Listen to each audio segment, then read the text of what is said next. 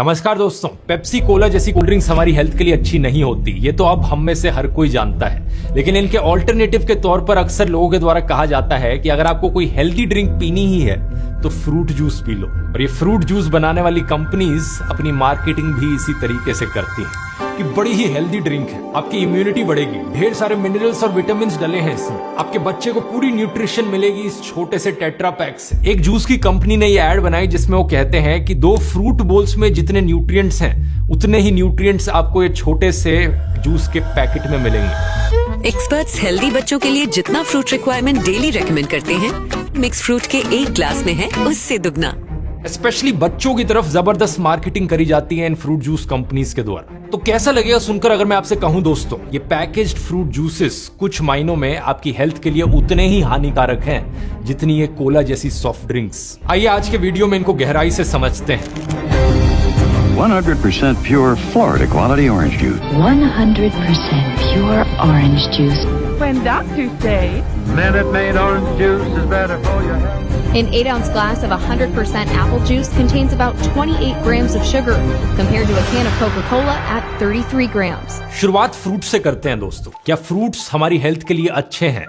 बिल्कुल है, इस बात में कोई शक नहीं है। हमारी डेली डाइट का फ्रूट्स बहुत इंपॉर्टेंट हिस्सा है। इनमें विटामिन और मिनरल्स भरपूर है, फाइबर भी बहुत ज्यादा है और एंटीऑक्सीडेंट्स की भी काफी ज्यादा मात्रा आपको फ्रूट्स में मिलेगी। एंटीऑक्सीडेंट्स कैंसर और हार्ट डिजीज को प्रिवेंट करने में मदद करते हैं। साथ ही साथ फ्रूट्स में आपको मिलेंगे फ्लेवोनॉइड्स, जो एक टाइप के प्लांट पिगमेंट्स होते हैं। रिसर्च ने हमें बताया है कि इन्हें खाने से आपका मूड भी बेहतर होता है। इसके अलावा ढेरों रिसर्च पेपर्स हमें बताते हैं कि फ्रूट्स खाने से heart disease, cancer, depression, diabetes का रिस्क कम होता है। लेकिन दूसरी तरफ पैकेज्ड फ्रूट जूसेस को लेकर रिसर्च पेपर्स कुछ उल्टा ही बताते हैं। 4 स्टडीज की एक मेटा एनालिसिस करी गई थी करीब 2 लाख पार्टिसिपेंट्स पर, जिसमें बताया कि फ्रूट जूसेस पीने से टाइप 2 डायबिटीज का रिस्क बढ़ जाता है। ऐसा कैसे हो सकता है? इसे समझने के लिए दोस्तों हमें फ्रूट जूसेस का इतिहास समझना होगा। तो आइए टाइम में पीछे चलते हैं और फ्रूट जूसेस की डेवलपमेंट को देखते हैं। इंसानों के द्वारा फ्रूट जूसेस को एक्चुअली में इतने पुराने समय से कंज्यूम किया जा रहा है कि आपको इसका मेंशन आयुर्वेद में भी मिलेगा। आयुर्वेद में लिखा गया है कि अगर आपको थकान हो रही है, थकान हटानी है, तो फ्रेश ऑरेंज जूस पीजिए,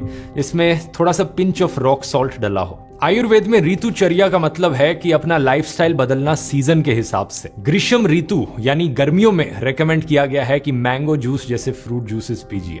सिमिलर फ्रूट जूसेस के मेंशन आपको बाइबल की ओल्ड टेस्टामेंट में भी मिल जाएंगे। अंगूर का जूस यानी ग्रेप जूस को अगर ज्यादा देर तक रखा जाए तो वो फर्मेंट हो जाता है और वाइन में बदल जाता है। ओल्ड टेस्टामेंट में हमें दोनों वाइन और ग्रेप जूस के बारे में सेपरेटली सुनने को मिलता है। चैप्टर 6 वर्स 2 और 3 भगवान प्रॉफिट मोसेस को कहते हैं, अगर प्रॉफिट इजराइल की ट्राइब्स में से कोई आदमी या औरत एक नेजिराइट वो लेना चाहता है, यानी कुछ समय तक खुद को भगवान को डेडिकेट कर देना चाहता है, तो उसे वाइन नहीं पीनी चाहिए। इनफैक्ट कोई भी फर्मेंटेड ड्रिंक नहीं पीनी चाहिए। वाइन से बना हुआ विनेगर बंद, ग्रेप्स का जूस बंद और ग्रेप्स और किशमिश भी नहीं खाने चाहिए। वाइन, विनेगर और अंगूर का जूस, इन तीनों चीजों के लिए अलग अलग हिब्रू शब्दों का प्रयोग किया गया है, याइन, शोमेत्स और मिश्रो। जॉर्डन के देश के पास जो डेड सी है, वहां कुछ पुराने एंशिएंट मैन्यूस्क्रिप्ट्स पाए गए थे हिब्रू भाषा में लिखे हुए। डेटिंग करी इनकी तो पता चला ये 150 बीसी में लिखे गए थे और इनमें अनार के जूस का मेंशन किया हुआ है। इंटरेस्टिंग चीज ये है दोस्तों कि फ्रूट जूस का इतिहास आइसक्रीम के इतिहास से काफी मिलता जुलता है। कई आर्कियोलॉजिकल एविडेंस हमें मिला है कि चाइना, ईरान, रोम, ग्रीस, इजिप्ट के लोग पुराने जमानों में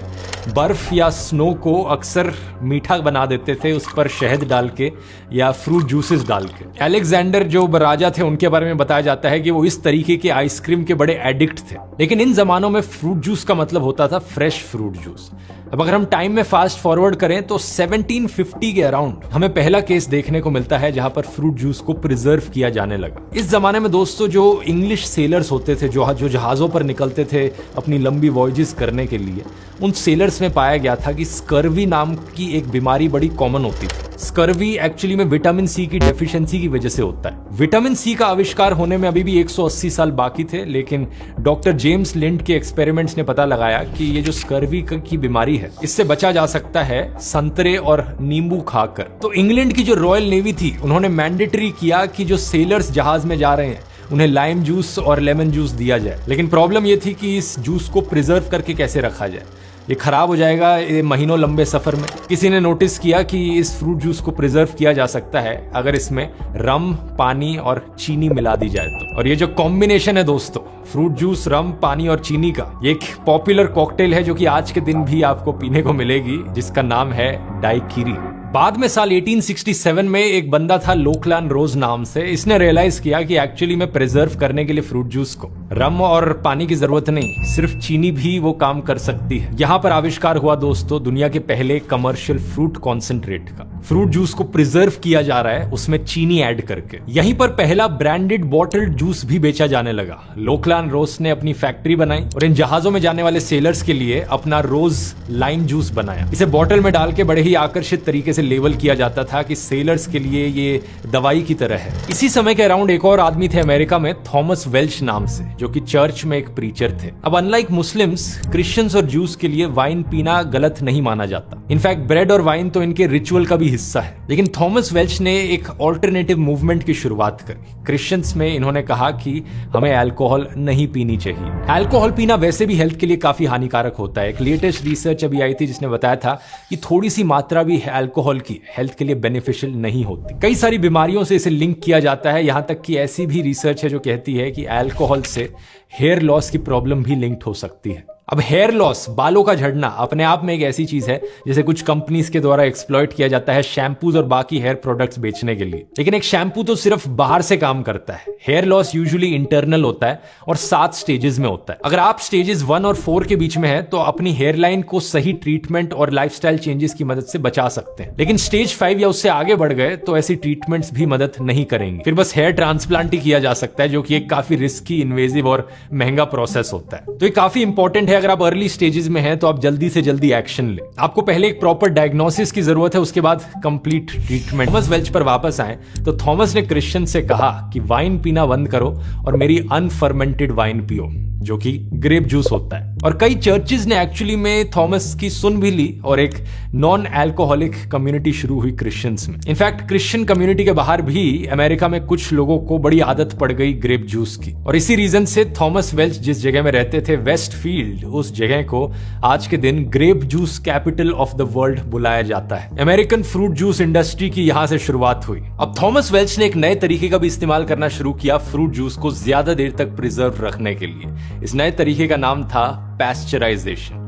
आपने स्कूल में भी पढ़ा होगा ये, हम दूध को भी पैस्चराइज करते हैं। इसका बेसिकली मतलब होता है हीट का इस्तेमाल करना बैक्टीरियाज और वायरसेस को मारने के लिए। ग्रेप जूस के बाद ऑरेंज जूस को भी पैस्चराइज किया जाने लगा। जो लोग संतरों को उगाने लग रहे थे उन्होंने देखा कि अगर हम बहुत ज्यादा सप्लाई प्रोड्यूस कर रहे हैं और कहीं स्टोर करने की जगह नहीं है संतरों को, तो क्यों ना हम उन संतरों का जूस बनाएं और उसे पैस्चराइज कर लें ताकि जूस को बहुत लंबे समय तक स्टोर करके रखा जा सके। इस समय पर जो पैकेज फ्रूट जूसेस का बिजनेस था वो फ्रेश फ्रूट जूसेस के बिजनेस से ज्यादा अच्छा चल रहा था। लेकिन फिर हमारी कहानी में एक ऐसा इन्वेंशन होता है जो फ्रेश फ्रूट जूसेस को बढ़ावा देता है। Raw foods advocate Norman walker पहले जूसर का इन्वेंशन करते हैं। पहली बार एक बड़ी मशीन बनाई जाती है जो फ्रूट्स और वेजिटेबल्स को पहले ग्रेट करेगी, फिर उन्हें निचोड़ेगी और नीचे से निकलेगा फ्रेश फ्रूट जूस। ये समय था अर्ली 1900s। नॉर्मन कैलिफोर्निया जाते हैं और अपना खुद का एक जूस बार स्टार्ट करते हैं। अपनी पूरी जिंदगी ये बिताते हैं रॉ फ्रेश फूड्स और फ्रेश जूसेस को प्रमोट करने में।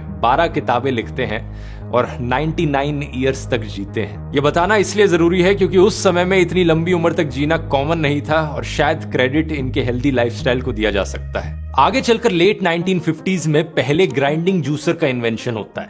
इसे चैंपियन जूसर कहा जाता है। इसके बाद फिर आते हैं सेंट्रीफ्यूगल जूसर्स। इन आविष्कारों के बाद जो फ्रूट जूस निकालने वाली मशीन्स थी वो और कॉम्पैक्ट, कन्वीनियंट और छोटी बन जाती हैं, जिसका मतलब ये कि लोग अपने घरों में ये मशीन्स खरीद के रख सकते हैं। यहाँ पर कोल्ड प्रेस जूसर्स और सेंट्रीफ्यूगल जूसर्स के बारे में अक्सर एक डिबेट रहती है कि सेंट्रीफ्यूगल जूसर्स उतना अच्छा जूस नहीं निकालते क्योंकि हीट और ऑक्सीडेशन की वजह से जो एंजाइम्स और न्यूट्रिएंट्स होते हैं फ्रूट्स में वो और कम हो जाते हैं। लेकिन इस चीज का कोई भी साइंटिफिक एविडेंस एग्जिस्ट नहीं करता क्योंकि सेंट्रीफ्यूगल जूसर्स में भी जो टेम्परेचर है वो कोई इतना ज्यादा हाई नहीं होता। और जो रिसर्च करी गई है उनसे हमें यही पता लगता है कि न्यूट्रिशनली ऑलमोस्ट सिमिलर है जूस जो कोल्ड प्रेस जूसर से निकलता है और जो सेंट्रीफ्यूगल जूसर से निकलता है, क्योंकि अल्टीमेटली दोनों दोनों जगह से फ्रेश फ्रूट जूस ही निकल रहा है। पैकेट जूसेस की कहानी में टर्निंग पॉइंट आता है साल 1963 में, जब एक स्वीडिश कंपनी टेट्रा पैक नाम से अपना टेट्रा ब्रिक पैकेट इंट्रोड्यूस करती है। सही सुना आपने दोस्तों, इस कंपनी का नाम ही टेट्रा पैक था और आज के दिन हम इस टाइप के पैकेट को टेट्रा पैक नाम से ही जानते हैं। दुनिया भर में ये इतना पॉपुलर है टेट्रा पैक। इस कंपनी के मालिक थे एक स्वीडिश इंडस्ट्रियलिस्ट रूबन रॉयसिंग।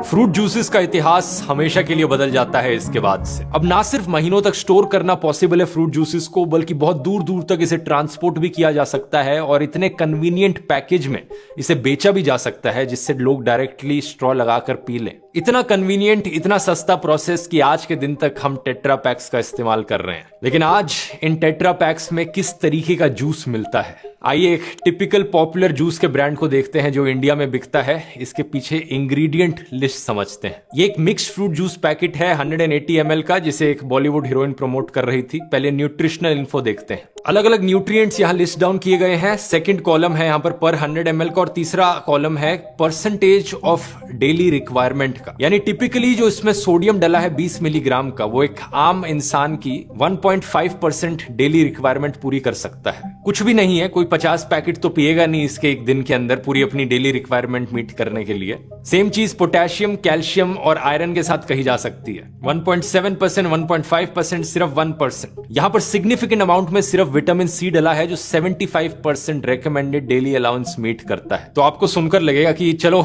एक चीज तो अच्छी है कि कम से कम विटामिन सी की जो रिक्वायरमेंट है वो पूरी हो जाएगी इस जूस को पीने के बाद। बात बिल्कुल सही है, लेकिन चीज नोट करने वाली ये है दोस्तों कि विटामिन सी वैसे ही बहुत अबंडेंटली पाया जाता है नेचर में। अगर आपका बच्चा एक नींबू पानी का ग्लास पिएगा जिसमें एक नींबू का जूस डला हो, सारी रिकमेंडेड डेली अलाउंस पूरी हो जाएगी। वो नहीं पीना तो आधा संतरा काफी है पूरी डेली रिक्वायरमेंट मीट करने के लिए। और आमले का तो बहुत छोटा सा पीस, सिर्फ 1/10 ऑफ एक आमला सारी डेली अलाउंस पूरी कर सकता है। तो हाँ दोस्तों, हम उस 1700s के जमाने में नहीं जी रहे कि हम सब सेलर्स हो, जहाजों में बैठ के दूर दूर तक जाना हो, हमारी विटामिन सी की रिक्वायरमेंट पूरी ना हो पा रही और हमें स्कर्वी हो जाए। आज के जमाने में विटामिन सी की रिक्वायरमेंट पूरी करना सबसे आसान चीज है। सिर्फ इसके लिए इस टेट्रा पैक के जूस को पीने की जरूरत नहीं। तो एड्स में जो क्लेम किया जाता है कि ये फ्रूट जूसेस बच्चे के न्यूट्रिशन का ध्यान रखेंगे, ऐसा कुछ भी नहीं है। विटामिन सी के अलावा इनमें और कोई भी न्यूट्रिएंट सिग्निफिकेंट मात्रा में मौजूद नहीं है। अब पीछे इंग्रेडिएंट लिस्ट चेक करते हैं। सबसे पहली चीज यहां पर आपको दिखेगी पानी,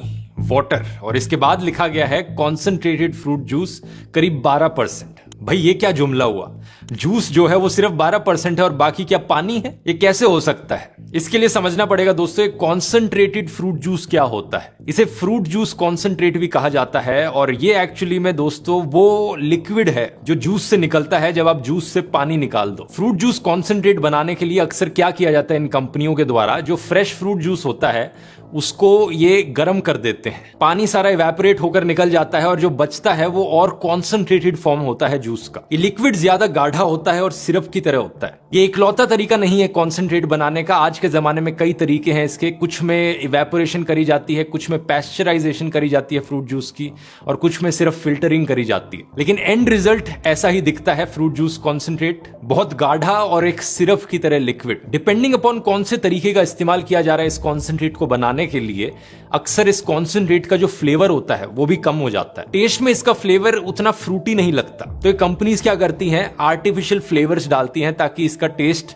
वापस फ्रूट जैसा बने, और फिर इन फ्रूट जूस कॉन्सेंट्रेट्स को पानी के साथ मिक्स किया जाता है ये पैकेज्ड फ्रूट जूसेस बनाने के लिए। अब आप यहां पर पूछोगे भाई ये क्या मसला हुआ, पहले पानी को इवेपोरेट करके बाहर निकाला, कॉन्सेंट्रेट बनाया और फिर बाद में पानी के साथ मिक्स करके वापस से फ्रूट जूस बना दिया। ऐसा क्यों किया जा रहा है? ऐसा इसलिए किया जा रहा है दोस्तों क्योंकि इस कॉन्सेंट्रेट को ज्यादा देर तक स्टोर करके रखा जा सकता है। इतनी जल्दी खराब नहीं होता है जितनी जल्दी कोई फ्रेश फ्रूट जूस खराब हो जाता है। तो कंपनीज के लिए पैकेजिंग कॉस्ट बचती है, स्टोरेज कॉस्ट बचती है और ट्रांसपोर्टेशन कॉस्ट बचती है। लेकिन दूसरी तरफ इन कॉन्सेंट्रेट्स का नुकसान यह है कि ज्यादातर न्यूट्रिएंट्स भी खत्म हो जाते हैं। खुद ही सोचकर देखो, यहां पर आपने फ्रेश फ्रूट जूस निकाला, उसका कॉन्सेंट्रेट बनाया, उसे इवेपोरेट करके पैस्चराइज करके गर्म किया आपने फ्रेश फ्रूट जूस को, और फिर उसे महीनों तक आप रखना चाहो एक जगह पर, कहां से वो बात रहेगी। यही कारण है इस इंग्रेडिएंट लिस्ट में आप आगे देखोगे इन्होंने लास्ट में लिख रखा है फ्लेवर्स ऐड किए गए हैं, natural and nature identical flavouring substances. कुछ नेचुरल फ्लेवर्स ऐड किए गए हैं ताकि इसका टेस्ट वापस फ्रूट जूस जैसा हो, और कुछ नेचर आइडेंटिकल फ्लेवरिंग सब्सटेंसेस यानी कुछ ऐसे केमिकल्स जिनका टेस्ट नेचर में मौजूद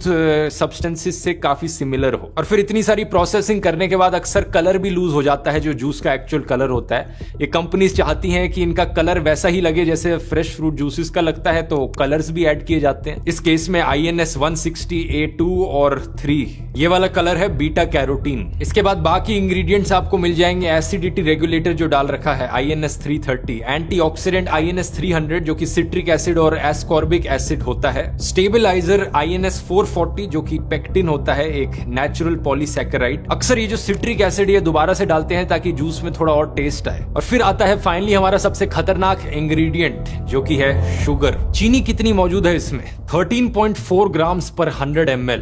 शॉकिंग चीज पता है क्या है दोस्तों? अगर आपको मेरा कोल्ड ड्रिंक्स वाला वीडियो याद है, उस वीडियो के शुरू में ही मैंने बताया था ये जो कोल्ड ड्रिंक्स है इनमें कितनी चीनी डली होती है। अगर आपको याद हो ये नंबर था 10 to 13 ग्राम्स पर 100 ml की रेंज में। यहाँ पर जो चीनी है वो ऑलमोस्ट सिमिलर है एक फ्रूट जूस में और सॉफ्ट ड्रिंक में। और यही सबसे बड़ा कारण है दोस्तों कि शुरू में जैसा मैंने आपको बताया था डायबिटीज 2 का रिस्क बहुत ज्यादा बढ़ जाता है ऐसे पैकेज्ड फ्रूट जूस रेगुलरली पीने से। इसका ब्लेम सीधा इन कंपनीज पर जाता है क्योंकि यहाँ पर एडिड शुगर की मात्रा 13.4 में से 7.4 ग्राम्स पर 100 ml है। यानी ये एक्स्ट्रा शुगर है जो इन कंपनीज ने डाली है अपने पैकेट्स में। नेचुरली जो शुगर मौजूद है वो 13.4 माइनस 7.4 ग्राम्स। और जैसा मैंने आपको कोल्ड ड्रिंक्स वाले वीडियो में बताया था, अमेरिकन हार्ट एसोसिएशन बताता है कि हमारी बॉडी को कोई भी एडिड शुगर की जरूरत नहीं है। लेकिन फिर भी अगर आप इंसिस्ट करते हैं कि आप एडिड शुगर कंज्यूम करेंगे तो उनका कहना है कि जो बच्चे हैं जिनकी उम्र 7 से 10 साल की है उनके लिए 24 ग्राम प्रतिदिन शुगर की लिमिट होनी चाहिए। और अगर कोई बच्चा इस पैकेज्ड फ्रूट जूस को पीता है, 180 ml का पैक है ये, तो एडिड शुगर की मात्रा यहां पर 13.32 ग्राम हुई, यानी आधी से भी ज्यादा डेली शुगर कंजम्पशन जितनी हो सकती है एक बच्चे के लिए, वो सब इस फ्रूट जूस के पैकेट में मौजूद है। अगर आप हर रोज इस एक फ्रूट जूस के पैकेट को कंज्यूम करेंगे, हैरानी मत मानना आगे चल के अगर आपको डायबिटीज हो जाए और आपको मन ही मन में लगता रहे कि मैंने तो पूरी जिंदगी बड़ी एक हेल्दी डाइट ली है, हेल्दी जूसेस पिए हैं सिर्फ। यहाँ पर मैं किसी एक फ्रूट जूस कंपनी पर उंगली नहीं उठा रहा हूं क्योंकि सभी की हालत ऐसी है। ये एक और फ्रूट जूस कंपनी के जूस का एग्जांपल लेकर देख लो, कोई ज्यादा डिफरेंस नहीं मिलेगा आपको। Similar calories, similar added sugars. Ingredient की लिस्ट में देखोगे तो कुछ में स्टेबलाइजर्स डाल रखे हैं, कुछ में ये स्वीटनर 960 भी डाल रखा है। ओवरऑल ये फ्रूट जूसेस ना ही नेचुरल है ना ही आपके लिए हेल्दी है, इवन दो इनकी एड्स आपको ये बार बार कहती हैं। न्यूट्रिएंट्स और एंटीऑक्सीडेंट से भरे बेरी से बना है नया mix berries.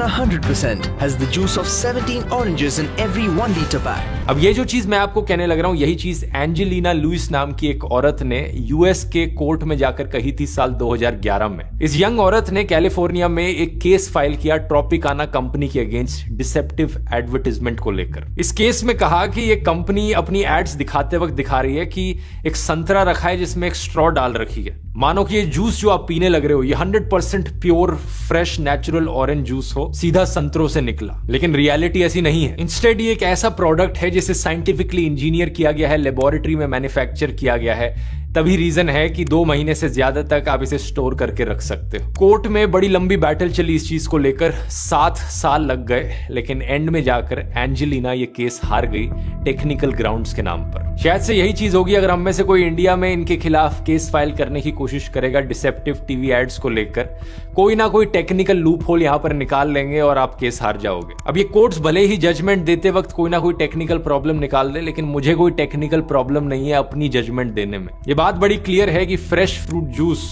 Package fruit juice के कंपैरिजन में कहीं ज्यादा बेहतर है। इतना ज्यादा फर्क है इसमें कि पैकेज फ्रूट जूस को तो पीना भूल ही जाओ आप। स्पेशली बच्चों को तो ये बिल्कुल नहीं देना चाहिए क्योंकि शुगर की मात्रा इसमें इतनी ज्यादा है, ये बेसिकली सॉफ्ट ड्रिंक पीने जैसा ही है। अब फ्रेश फ्रूट जूसेस की अगर बात करी जाए तो यहाँ पर भी जजमेंट बड़ी क्लियर है। फ्रेश फ्रूट खाना फ्रेश फ्रूट जूस पीने से भी बेहतर है। आप पूछोगे ऐसा क्यों है? ऐसा इसलिए क्योंकि जूसिंग का जो प्रोसेस होता है उसमें जो फाइबर की मात्रा मौजूद होती है फ्रूट में वो बहुत घट जाती है। आपकी बॉडी को फाइबर की जरूरत होती है, वो फाइबर फाइबर जो एक इंपॉर्टेंट न्यूट्रिएंट है वो आपको जूस में नहीं मिलेगा, सिर्फ फ्रूट में मिलेगा। दूसरा कारण है कि जूस जो है वो फ्लूइड है, फ्रूट सॉलिड है, तो जूस आपकी बॉडी के अंदर ज्यादा तेजी से अब्सॉर्ब होता है। तेजी से अब्सॉर्ब होने का मतलब है कि आपकी ब्लड शुगर में चेंजेस ज्यादा तेजी से आते हैं, इंसुलिन लेवल आपके ज्यादा तेजी से बदलते हैं। शॉर्ट टर्म में एक दो बारी के लिए कोई इतनी बेकार चीज नहीं है, लेकिन लॉन्ग टर्म में अगर बार बार ऐसा होता रहा, सालों भर ऐसा होता रहा, तो इससे ब्लड शुगर में प्रॉब्लम्स आ सकती है। इसे अवॉइड करने की एक बड़ी ही सिंपल टेक्निक है, जब भी आप फ्रेश फ्रूट जूस पिए कभी भी खाली पेट पर मत पीजिए। अब या तो खाना खाते हुए फ्रेश फ्रूट जूस को पीजिए या फिर खाना खाने के बाद भरे हुए पेट पर फ्रूट जूसेस को पीजिए। इससे जो आपके ब्लड शुगर लेवल्स में स्पाइक्स हैं वो नहीं आएंगे, क्योंकि जो खाना आप खा रहे हैं उसके साथ साथ धीरे धीरे ये फ्रूट जूस डाइजेस्ट होगा और लेवल्स ज्यादा कंट्रोल में रहेंगे। और ऑफ कोर्स ये भी चीज याद रखने वाली है कि मॉडरेशन इज द की।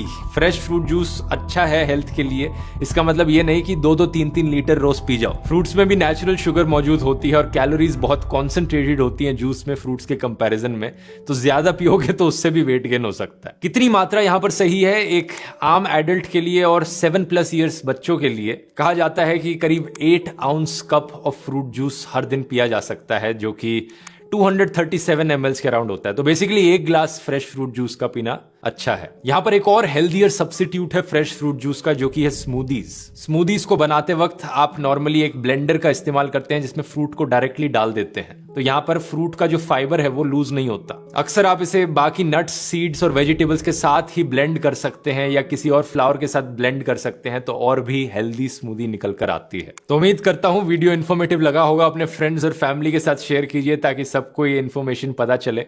और नेक्स्ट वीडियो इस सीरीज का कौन से टॉपिक पर चाहेंगे नीचे कमेंट्स में लिखकर बता सकते हैं। पुराने वीडियोस अगर आपने नहीं देखे हैं इस सीरीज में तो यहाँ क्लिक करके देख सकते हैं। ब्रेड और कोल्ड ड्रिंक्स पर बनाया है। बहुत बहुत धन्यवाद।